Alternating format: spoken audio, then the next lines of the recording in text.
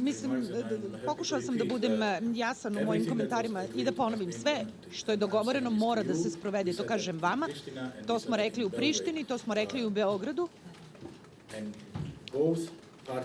Obe strane u dijalogu, Srbija i Kosovo, znaju tačno šta je njihov spisak obaveza koje nisu ispunjene. Mi redovno obaveštavamo zemlje članice Evropske unije na godišnjem nivou o postignutom dogovoru i deo naših razgovora sa partnerima i u Prištini i u Beogradu se ticao upravo tih neispunjenih obaveza. Dakle, sve što je dogovoreno mora da se sprovede i bit će sprovedeno.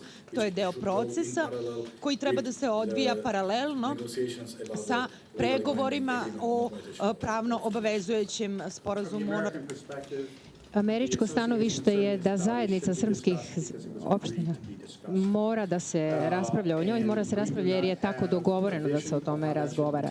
Mi nemamo viziju kako to treba da se ostvari u stvarnosti. To je na dvema stranama da razgovaraju tokom dijaloga koji potpomaže Evropska unija. Ali svaki dogovor koji oni međusobno postignu, mi ćemo podržati finansijski, politički i tehnički.